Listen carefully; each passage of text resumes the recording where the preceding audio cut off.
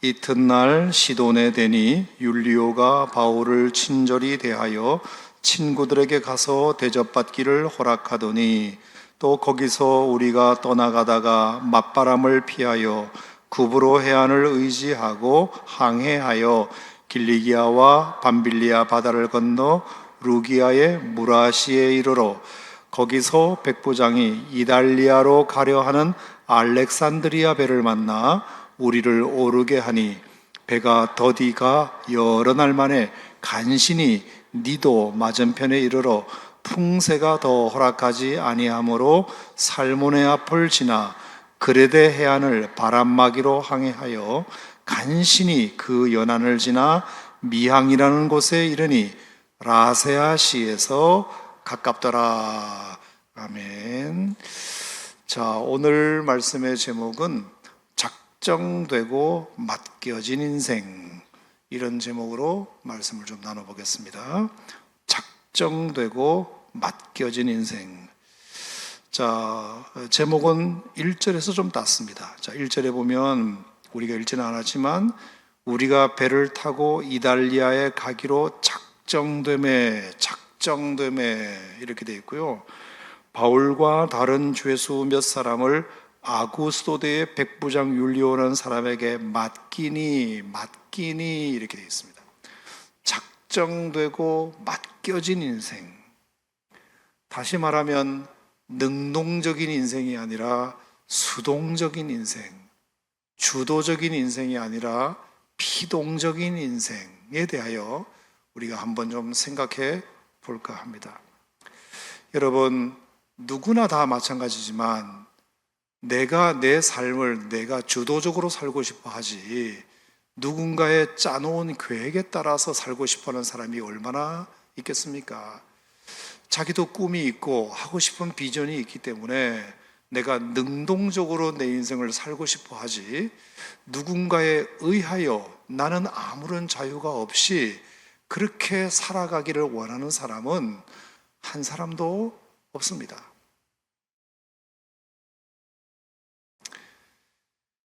내 운명을 내가 선택하고 싶지 다른 사람에 의하여 선택되어진 인생을 산다는 것만큼 힘들고 괴로운 것도 없는 것 같습니다. 자, 오늘 본 말씀에 누군가에 의해서 바울의 운명이 작정되고 누군가에게 바울의 운명이 맡겨졌다. 자, 이걸 보면서 제가 여러 가지 생각이 좀 들어서 오늘 그 말씀을 나눠볼까 하는데, 과연 그것이 불행한 인생일까? 아니면 거기에도 뭔가 뜻이 있을까? 이 얘기를 해보려고 합니다. 설교 제목을 제가 이렇게 정하고 보니까 제 인생이 생각났는데, 저도 누군가에 의해서 제 운명이 한동안 작정되고 맡겨진 때가 있었더라고요. 때는 1975년, 6년 정도 됐을 것 같습니다. 제 나이 10살 때였는데, 제가 부산에서 이제 초등학교를 1학년, 2학년 다니고 있었는데, 갑자기 무슨 일인지 몰라도 어머니가 이렇게 얘기하시는 겁니다. 3남매를 불러놓고, 제 밑에 남동생, 여동생 이렇게 있는데 3남매를 불러놓고, 미안한데 내가 너희들을 지금부터 얼마 동안 우리 집에서 이렇게 다 키울 수가 없을 것 같다. 그래서 여동생 은미는 엄마랑 같이 살겠는데 너 둘째 종강이 너는 친가에 가서 좀 살아라. 그리고 종훈이 너는 외갓집에 가서 좀 살아라. 이러시는 겁니다. 그러니까 가족과도 헤어져야 되고 학교도 떠나야 되고 교회도 떠나야 되고 살던 집도 떠나야 되고, 그때는 정확하게 제가 기억이 안 나서 왜 그래야 되는지를 잘 몰랐는데, 나중에 보니까 제가 이제 목회 20년 만에 처음 공개하는 것이긴 한데 좋은 일은 아니기 때문에 저희 아버지가 국가의 부름을 받고 한 1년 반 정도 모처에 들어가 계셨거든요. 사업을 좀 이렇게 크게 하시다가 뭘 좀 이렇게 잘못되셨는지, 하여간 그런 데가 있어요. 이게 저기 어디 담장 높은 그런 데가 있어요. 그러니까 이제 아버지가 이 가정을 꾸려 나갈 수가 없기 때문에 어머니 혼자서 삼남매를 걷어먹일 수가 없으니까 아버지 다시 나올 때까지 이제 너희들이 좀 어디 가 있어야 되겠다. 그래서 이제 저는 이제 부산에 살다가 경상북도 청도군 각북면 오살리 210번지에 맡겨지게 됐습니다. 저희 외갓집에 이제 맡겨지게 됐어요. 어머니가 부산역에까지 데려다만 주시고 기차 타고 혼자 가라 그랬습니다. 그래서 옛날에 그 완행열차 위에 보급이라는 것이 있어서 보급. 그래서 그 기차를 이제 기차표를 끊어 주셔가지고 가는데 너무 눈물이 나더라고요. 이유도 모르고 왜 내가 어머니하고 같이 못 살고 외갓집에 가서 살아야 되지? 그것도 기한이 없이 그냥 어머니 부를 때까지 살래.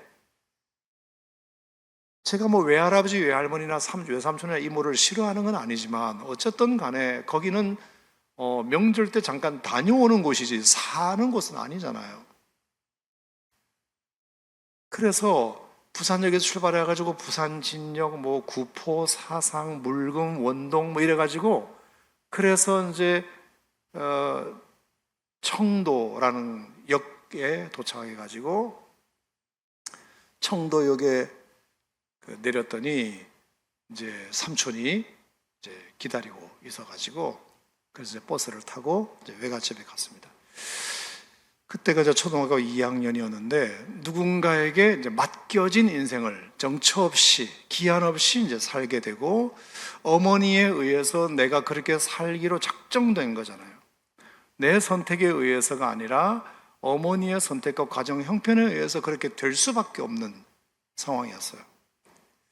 가보니까 이제 외할아버지 계시고 외할머니 계시고 삼촌이 2분 계시고 이모가 2분 계시고 그렇게 이제 살았는데 워낙에 농사일이 정말로 많은 집이었어요. 그래서 정말 제가 안 해본 것이 초등학교 2학년 때 없어요. 당연히 이제 작두질을 해가지고 이렇게 작두하고 쇠죽 끓이는 것은 뭐 말할 것도 없고 똥통 그 똥지게도 매보고 나무도 하고 또 산에 가면 그 깔비 긁는다 그래요. 그 깔비 솔갈인가? 소나무 그 마른 거 떨어져 가지고 그거 이제 불쏘시개로 하면 되게 좋거든요. 그죠? 불 뗄 때. 그래서 그거 긁으러 엄청 많이 다녔어요. 말이 통하니까 재밌네. 네. 하여간 뭐 그런 건 이제 하러 다니고 누에도 치고 그리고 새벽 2시에 일어나서 두부 공장을 하셨기 때문에 맷돌도 새벽 2시에 일어나서 막 열심히 하여튼 돌리고 또 약방을 하셔가지고 뭐 약도 팔고 그때 제가 알았어요. 마이싱이면 모든 게 다 통한다는 걸 알았어요. 마이싱. 그래서 약봉투 접는 법도 그때 배웠어요. 이렇게 오각형으로 착착착착 접어가지고 이렇게 주고 뭐 그랬던 하여간 참 엄청난 일도 많이 하고 뭐 그렇게 그러면서 되게 힘들고 이럴 때 참 어머니의 생각도 많이 나고 왜 내가 여기 와서 이런 걸 해야 되냐. 그래서 되게 많이 힘들었던 그 좀 잘해 주셨는데 그 안 해보던 일을 하니까 되게 많이 힘들었던 것 같고 이제 학교에 갔거든요.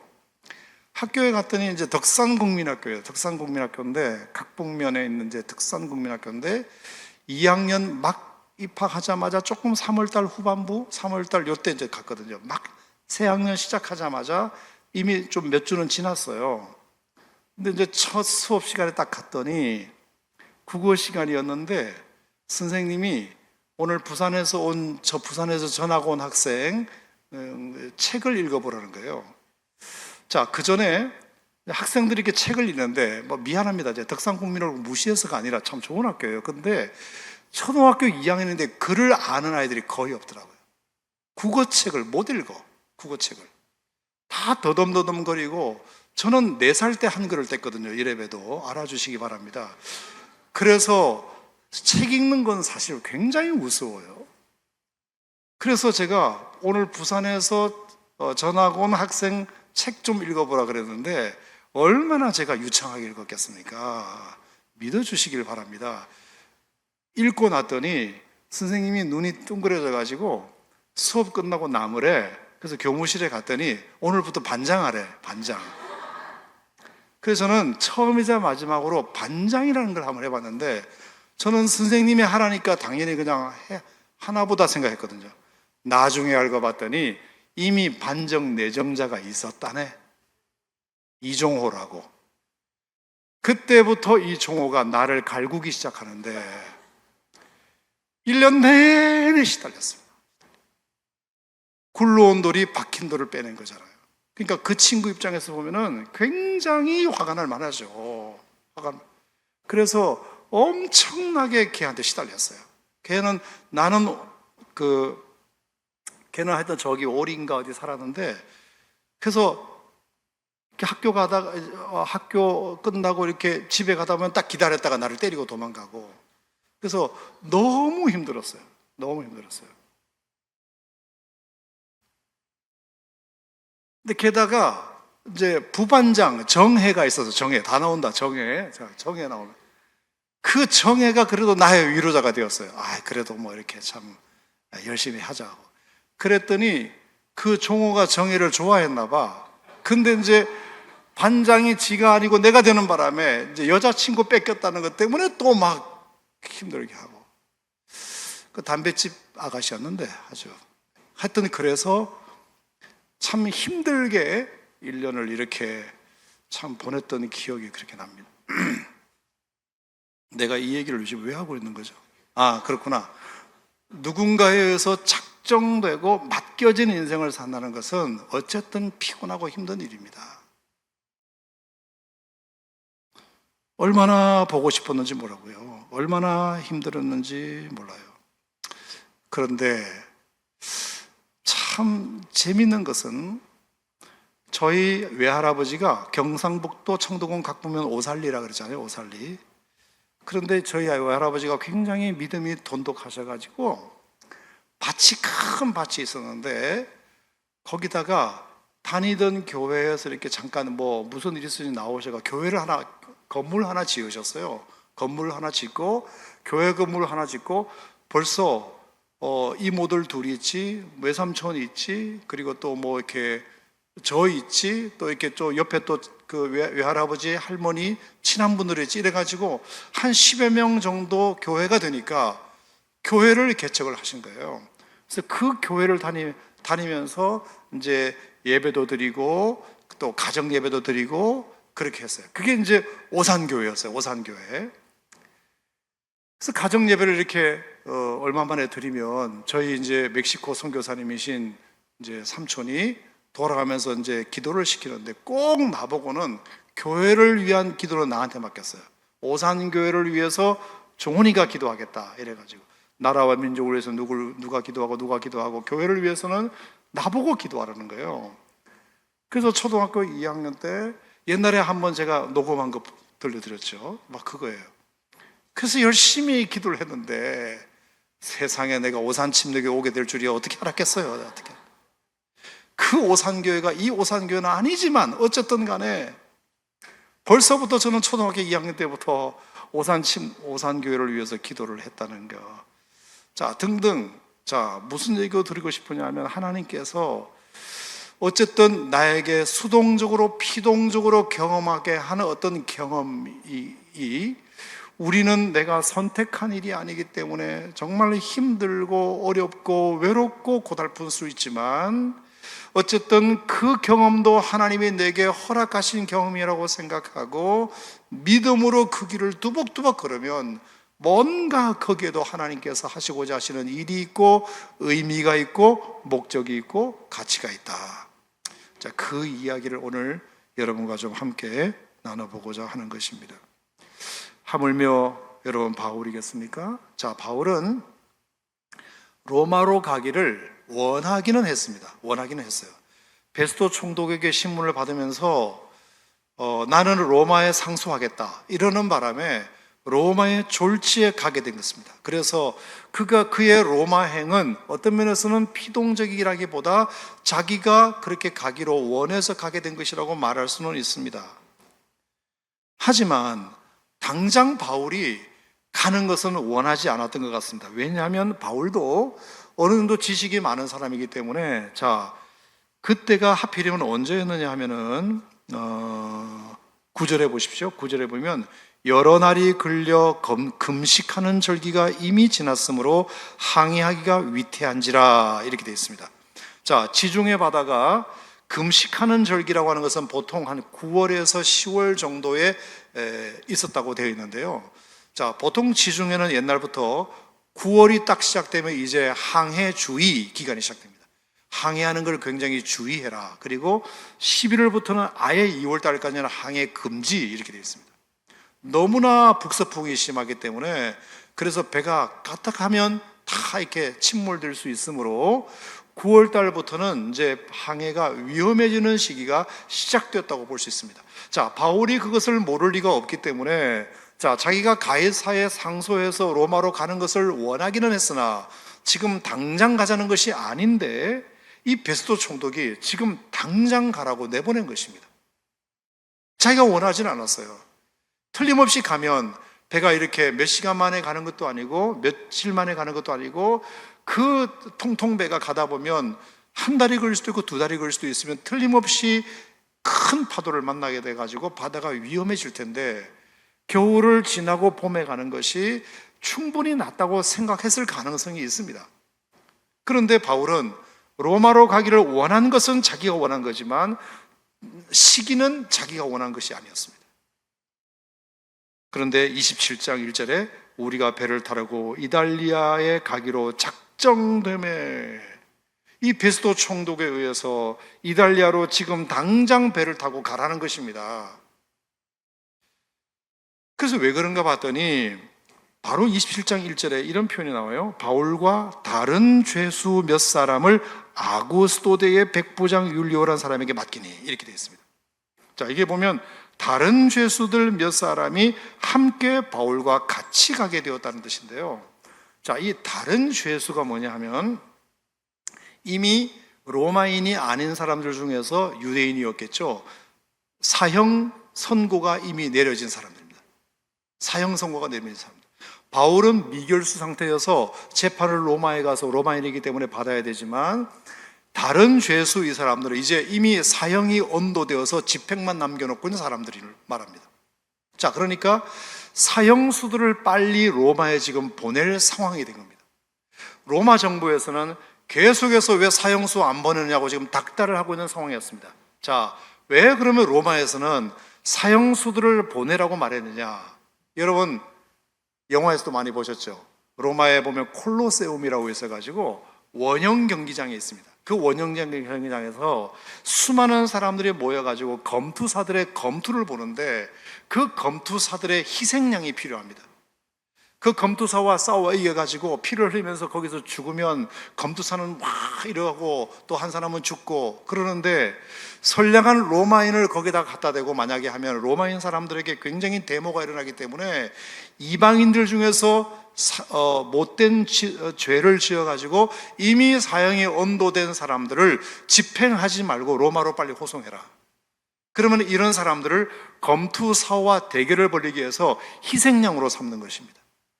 그들의 눈요깃감으로, 장난감으로 이렇게 쓰기 위해서 로마에 있는 황제가 계속해서 식민지 있는 사람들에게 사형 언도된 사람들을 빨리 데리고 와라, 빨리 데리고 와라. 그러니까 유대 총독 입장에서는 로마의 말을 들을 수밖에 없기 때문에 죄수들을 빨리 보내야 되니까 위험을 무릅쓰고 보내게 될 때 거기에 바울을 끼워넣은 겁니다. 그러니까 바울은 사형이 언도된 사람들과 함께 가는 배에 원치도 않은 배를 타게 된 것입니다. 그러니 얼마나 힘들었겠습니까? 사형이 언도된 사람들과 함께 같이 배를 타고 간다는 것 자체가 얼마나 힘이 들었겠습니까? 이것은 바울이 절대로 원하는 일이 아니었습니다. 가뜩이나 바울은 지난 2년 동안 예루살렘에서 참 많은 어려움을 겪었습니다. 자, 바울이 1차 전도, 2차 전도여행, 3차 전도여행을 마치고 밀레도에서 에베소 장로들을 만납니다. 장로님들, 제가 예루살렘으로 좀 가야 되겠습니다. 아니 왜 바울 선생님 예루살렘으로 가려고 하십니까? 예, 제가 예루살렘으로 가려고 하는 목적이 몇 가지가 있는데, 첫째는 제가 예루살렘에서 그래도 은혜를 받은 사람 아닙니까?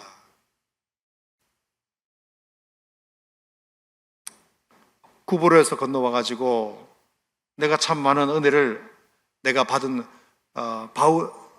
예루살렘으로부터 나는 은혜를 많이 받은 사람이고, 또 안디옥 교회가 나를 파송했지만 어쨌든 예루살렘 교회가 흩어진 사람들이 모여 이룬 교회가 안디옥 교회니까 예루살렘 교회는 장작 교회 아닙니까? 그래서 이방인에 대하여 지금 굉장히 예루살렘 교회가 배타적인데, 그들이 좀 마음을 열어야 이방인 전도의 힘을 얻을 수 있지 않겠습니까? 이렇게 해서 예루살렘 교회를 굳이 가겠다고 바울이 3차 전도행을 끝나고 에베소 종로님들에게 말씀을 드리니까 장로님들이 뜯어 말리는 겁니다. 안 됩니다, 선생님. 절대로 가시면 위험합니다.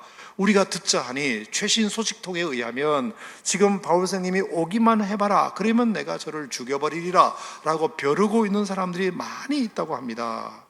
그냥 저희랑 에베소에서 목회하시면 안 됩니까? 왜 그렇게 위험한 곳을 가시려고 합니까? 그랬더니 이제 바울이, 말씀은 장로님들 감사한데 저는 목회자가 아니라 선교사의 사명을 받았지 않습니까? 그리고 이 은혜의 복음을 증언하는 일을 저는 마치고 싶습니다. 사도행 입장에 보면은 내가 주 예수께 받은 사명이 있는데 그것은 은혜의 복음을 증언하는 일을 마치는 것입니다. 이 마친다는 의미는 나에게 저 이방인들을 예루살렘 교회가 좀 받아들이는 것이 나에게는 마지막 소명입니다. 그래서 이방인들로부터 헌금까지 이렇게 걷어가지고 마침 예루살렘 교회에 흉년이 들어서 그 흉년 때문에 고생하고 있는 예루살렘 교회 성도들에게 이방인 성도들의 손때가 묻은 그 귀한 헌금을 그들에게 갖다 드리면 예루살렘 교회 성도들이 그래도 마음을 열고 이방인들을 같은 형제로 받아들일 수도 있지 않습니까? 나는 그런 기대를 가지고 그렇게 예루살렘으로 가려고 합니다. 그리고 만약에 내 뜻이 이루어지지 않는다 하더라도 나의 생명을 조금 더 귀한 것으로 여기지 않겠습니다. 그렇게 해서 예루살렘에 갔더니 어떻게 됐죠? 예루살렘 교회 성도들이 이방인들이 모아온 헌금이라 그러면서 감사합니다고 넙죽 받았나요? 아니에요. 이 더러운 돈을 어디에 여기 우리한테 갖고 왔느냐 하면서 그 잘난 자존심에 그 돈을 받지 않았을 뿐만 아니라 이방인들을 전도하고 돌아온 그 바울을 일주일도 안 되어서 공회 앞에 내치고 그러면서 저 사람을 없애버려야 된다고 사람들이 이제 선동하게 된 것입니다. 하도 답답해서 사도행전 22장에서 바울은 그래서 간증을 합니다. 사도행전 22장은 바울의 아주 유명한 간증문이에요. 첫 번째는 이전의 자기, 두 번째는 내가 공감대 형성, 이전의 자기, 변화된 계기, 새로운 사명.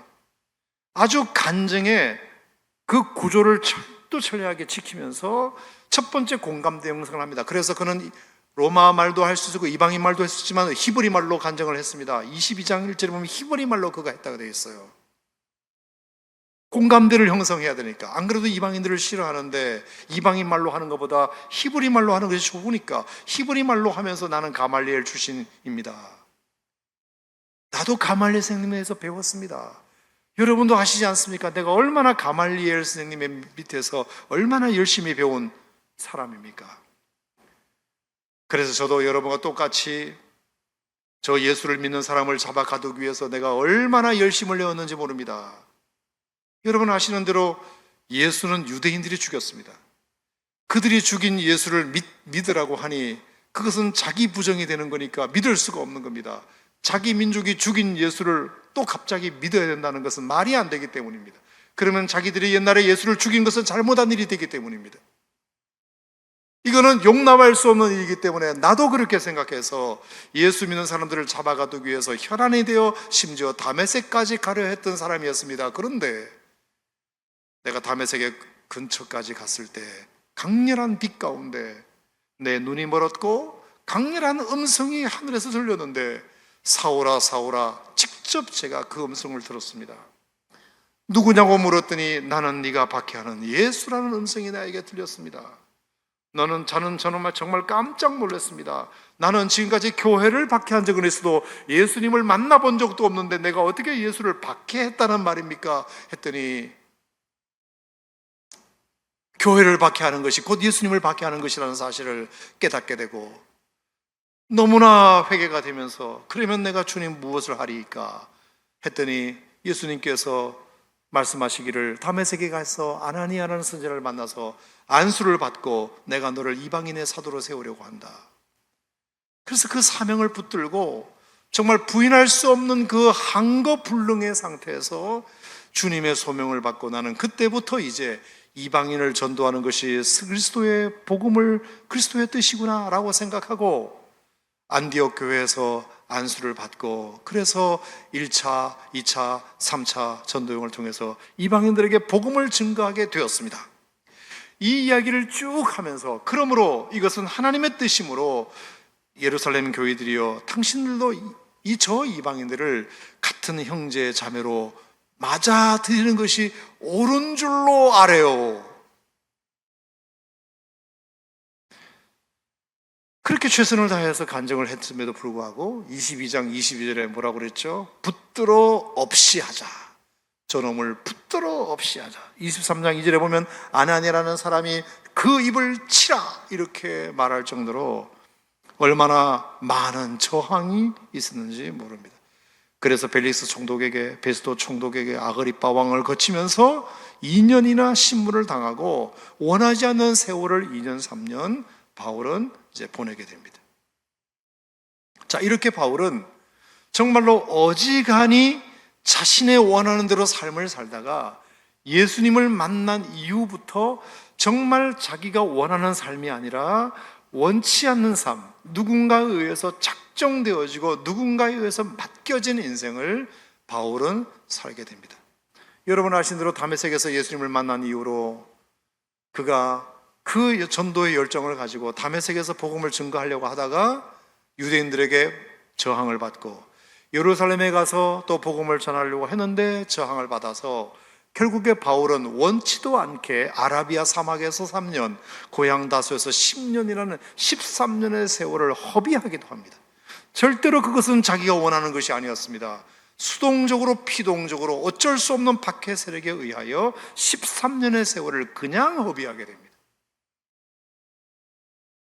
얼마나 아까운 세월입니까?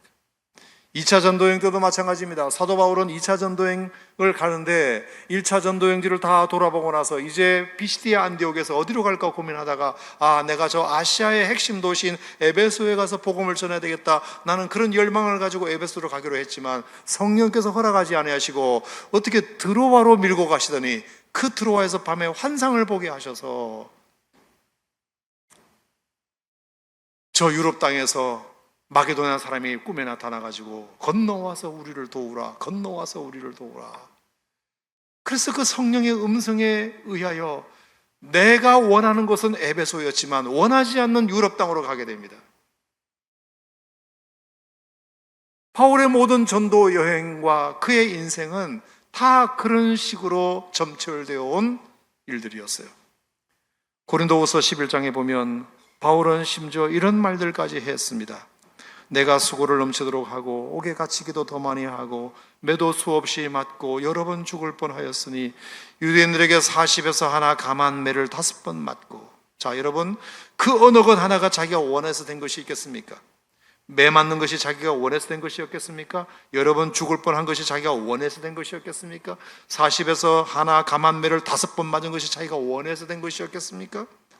3번 태장으로 맞고 1번 돌로 맞고 3번 파선하고 일주일을 깊은 바다에서 지냈고 여러 번 여행하면서 강의 위험과 강도의 위험과 동족의 위험과 이방인의 위험과 신의 위험과 광야의 위험과 바다의 위험과 거지 정제 중에 위험을 당하고 수고하고 애쓰고 자지 못하고 줄이고 목마르고 굶고 춥고 헐벗었다. 여러분, 어느 것 하나가 자기가 원해서 된 것이 있습니까?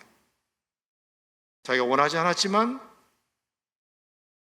굶을 때가 있었고 자지 못할 때가 있었고, 목마를 때가 있었고, 마시지 못할 때가 있었고, 매맞을 때가 있었고, 강도의 위험을 당할 때가 있었고, 우리가 원하지 않는 일들이 우리 인생에도 많았지만 사도 바울에게도 정말 어지간히 그런 인생들이 정말 많았다. 그런데 여러분, 오늘의 결론을 한번 생각해 보세요. 자, 그렇다면 바울이 원하는 대로 일이 진행되지 않고 마지막 로마로 배를 타고 가는 것까지조차도 원하지 않는 것으로 되었다 하더라도 되었다고 했다면 과연 그러면 그 인생의 결과가 아무런 열매도 없이, 아무런 결과도 없이, 아무런 유익도 없이 그렇게 되었냐 이 뜻입니다. 아니죠, 여러분. 바울이 그렇게 되었지만 하나님께서 그 바울을 통해서 얼마나 많은 사람들에게 복음을 전하고, 얼마나 많은 지역에 전도를 하고, 얼마나 많은 사람들을 주께로 인도하고, 할렐루야.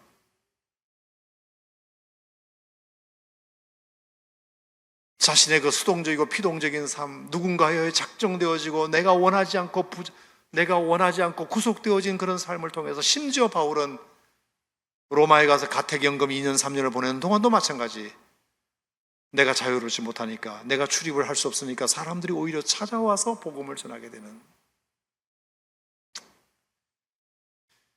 우리의 인생에 원하지 않는 일들이 우리 인생에 자꾸 반복되고, 능동적으로 살고 싶으나 자꾸 피동적으로 우리 인생에 몰아져 가고, 원하는 일은 일어나지 아니하고 원하지 않는 일만 계속 반복되어질 때 우리는 실망하고 좌절하고 낙담할 수 있지만, 여러분, 그럴 때 우리가 그래도 기도하고, 그래도 여기에 하나님의 뜻이 있으려니 생각하고, 그래도 여기에 뭔가 의미가 있으려니 생각하고, 그래도 여기에 뭔가 이것을 통해서 하나님께서 이루고자 하시는 내가 보지 못했던 하나님의 어떤 계획과 뜻이 있으려니 생각하고, 우리가 믿음으로 잘 견디면 갈라디아서 6장의 말씀처럼 우리가 선을 행하되 낙심하지 말지니 피곤하지 않으면 때가 이름에 거두게 되리라 믿습니다. 적어도 우리가 믿음을 가진다고 하는 것은 결과를 모르고 시작하는 것이 믿음이잖아요. 결과를 모르지만 그래도 하나님께서 내 인생을 인도하실 거라고 생각하고 걸음을 내딛는 것이, 그게 믿음의 여정이라고 한다면, 우리가 오늘 바울을 통해서 누군가에게서 작정되어지고 누군가에게서 맡겨진 인생이지만 그래도 하나님께서 이렇게 사람을 통해서도 역사하시니까 그런 믿음을 가진다면 반드시 하나님께서 여러분들을 합력하여 선을 누리게 하실 날이 곧 오게 될 것이다. 요한복음 21장인가 22장에 베드로에게 예수님께서 3번 네가 나를 사랑하느냐 물으시고, 그 베드로에게도 하신 말씀이 이거예요. 네가 젊어서는 스스로 띠띠고 원하는 곳으로 다녔거니와 늙어서는 내 팔을 벌리리니 남이 너에게 띠띠우고 원하지 않은 곳으로 데려가리라. 베드로의 운명에 대하여 예수님께서 이렇게 예언하셨습니다. 자, 그런데 그 마지막 말씀이 뭐냐면, 이 말씀은 베드로가 어떠한 죽음으로 하나님께 영광 돌릴 것을 가리키심이라. 분명히 앞에는 네가 원하지 않는 삶을 살게 될 것이다, 원하지 않는 죽음을 맞게 될 것이다. 하지만 그것이 하나님께 영광이 될 것이다. 여러분, 그러면 된 것 아닙니까? 내가 원하는 삶을 선택해서 살았는데 하나님의 영광이 되지 않는 것보다, 내가 원하지 않는 삶을 살았지만 그것이 결과적으로 하나님의 영광이 된다면 후자가 우리에게는 더 좋은 일이 아니겠습니까? 신앙은 원치 않지만 남에 의해 작전된 인생을 수동적으로 사는 것이지만 믿음으로 걷는 길이고, 하나님이 부르신 곳이라면 하나님의 부르심에는 후회함이 없으시니까 하나님께 영광이 되고 결국은 내게 복이 될 것이다.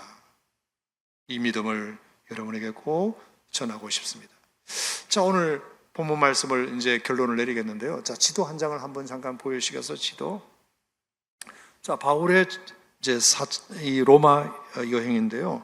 자, 27장 3절에 보시면 이튿날 시돈에 데니, 이렇게 시돈에 데니. 자, 시돈이 보이죠? 오른쪽 밑에 보면 가이사라는 항구에서 출발해 가지고 시돈까지 갔다고 되어 있어요.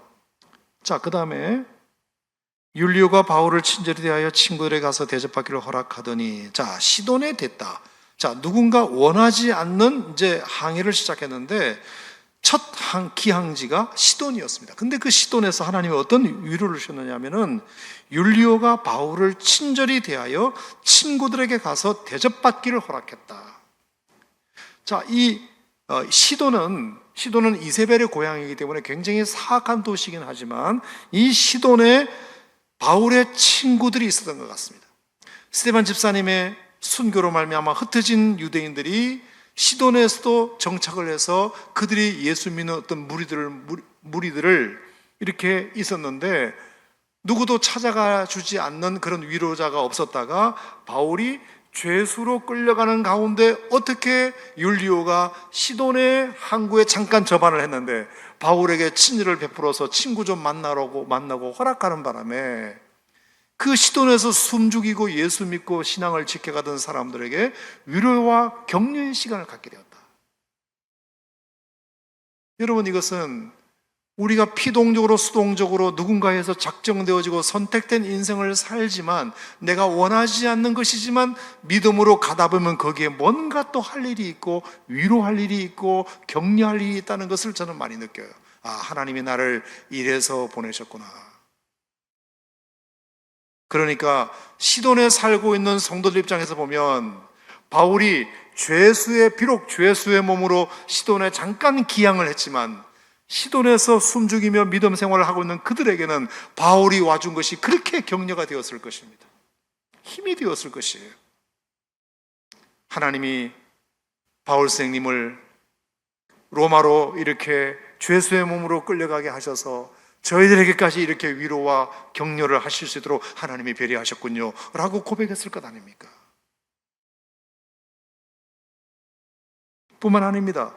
4절에 보면 또 거기서 우리가 떠나가다가 맞바람을 피하여 구브로 해안을 의지하고 항해하여 이렇게 됐어요. 구브로 보이시죠? 구브로, 키프로스, 사이프러스. 자, 왜 성경에 구브로 섬을 해안을 의지했다는 말을 누가가 기록했을까요? 구브로 섬은 바울에게 특별한 의미가 있는 섬이거든요. 구브로 섬은 바울이 13장에서 1차 전도여행을 떠날 때 바나바와 함께 제일 먼저 전도했던 곳이 구브로예요.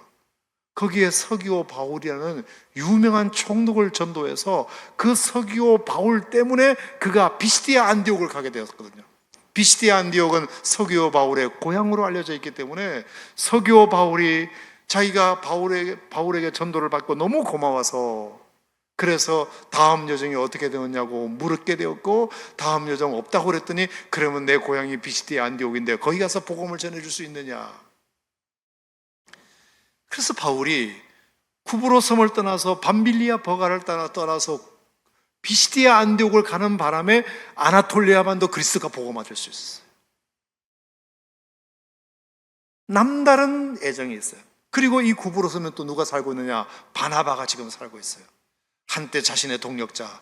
하지만 약간의 다툼 때문에 바나바가 헤어져가지고 마가를 들고 구브로에 갔어요. 그 바나바는 자기를 키워준 스승과 같은 분이에요.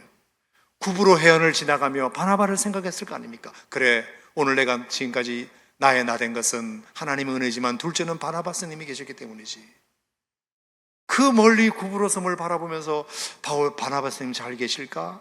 그때 내가 좀 성질 좀 죽이고 참았어야 되는데 이렇게 회개도 하면서 바나바를 기억하면서 1차 전도의 어떤 전도의 열정도 회복하면서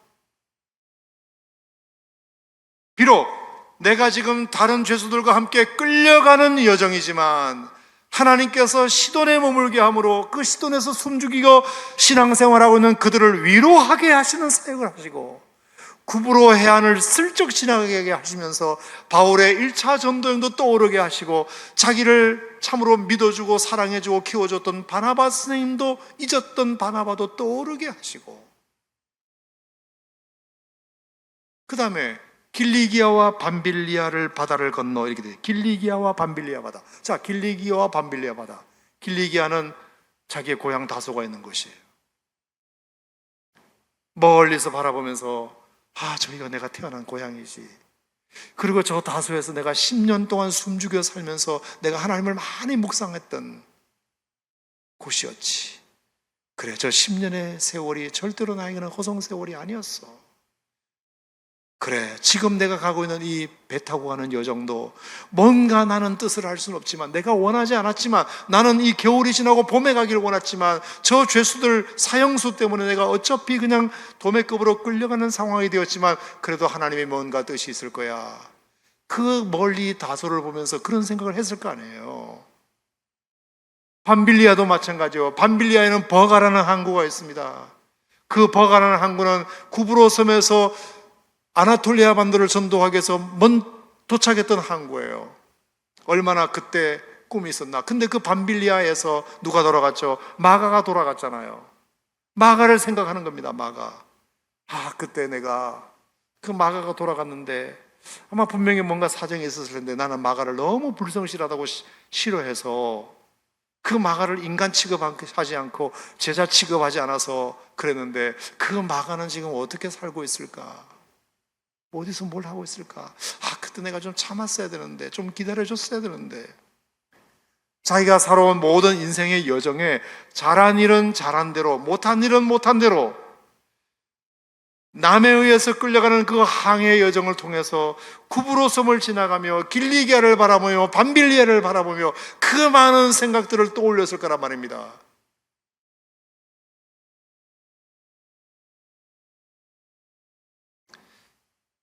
사랑하는 성도 여러분, 저는 우리 인생의 모든 삶의 걸음 한 걸음 한 걸음이 의미 없는 경험은 없다. 의미 없는 걸음은 없다. 비록 내가 원하지 않는 걸음을 오늘 뚜벅뚜벅 걷는다 하더라도 여기에도 뭔가 뜻이 있다. 그래, 시돈에 가면 하나님이 내게 위로하라고 붙인 사람이 있고, 구브로 섬을 지나가다가 나에게 구브로 섬을 바라보게 한 것은 구브로에 대한 생각을 한번 떠올리게 만들고, 길리기아, 다소, 밤빌리아의 버거 등등 이런 여정들을 다시 한 번 더 상기함으로 말미암아 바울의 지난 날을 회고하고 돌아보게 함으로 자기의 마음을 정리하고, 그러면서 다 내가 살아가는 앞으로의 인생도 분명히 남은 인생이 얼마인지는 모르지만 하나님이 뭔가 의미 있게 나를 이끌어 가실 거다, 이렇게 생각할 수 있는 여정들이 되었을 거란 말입니다. 자, 오늘의 결론은, 그렇게 해서 그레데섬 미항에 잠깐 도착했다가 어떻게 베니스로 잠깐 가자는 바람에 배가 밀려가지고 유라굴로 광풍을 만나죠.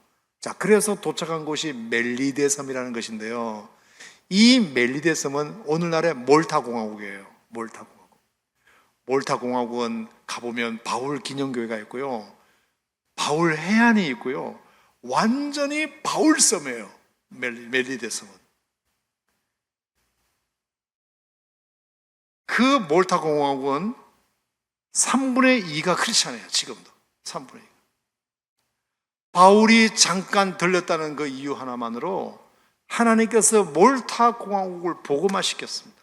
그리고 바울과 함께 알렉산드리아 배를 탔던 276명의 모든 승조원들이 유라굴로 광풍을 통해서 하나님께서 바울에게 음성을 들려주심으로 말미암아 바울의 기도를 통해서 그들이 정말로 무사히 멜리데 섬에 도착하는 그 경험을 통해서 276명에게 살아계신 하나님을 증거하는 계기가 되었다는 거 아닙니까? 할렐루야. 여러분, 거기에는 죄수들도 있다고 말씀드렸죠. 죄수. 이미 사형이 언도되어서 로마에 가면 이제 검투사들의 밥이나 되고, 그 원형 경기장에 수많은 사람들의 놀이객감이나 되는 그런 사람들이 무슨 소망이 있습니까? 무슨 희망이 있나요? 이제 죽으러 가는 거잖아. 검투사들의 놀이객감이나 되는 거잖아. 그런데 그들이 276명 안에 포함되어 있었고, 바울이 그때 유라굴로 광풍을 만났을 때 어떻게 의연하게 믿음으로 대처하는지, 그리고 멜리데 섬에 도착해가지고 그 추장의 장인어른인가 부모님과 간질과 인질에서 고쳐주고, 그리고 바울이 독사에 물렸는데 그것이 고침받는 것을 현장에서 보면서, 저는 기록은 없지만 사형이 언도되었던 그 몇몇 죄수들이 천국에 대한 소망을 분명히 갖게 되었을 수도 있다. 사형수를 전도하는, 충분히 저는 말이 되는 추측이라고 생각합니다.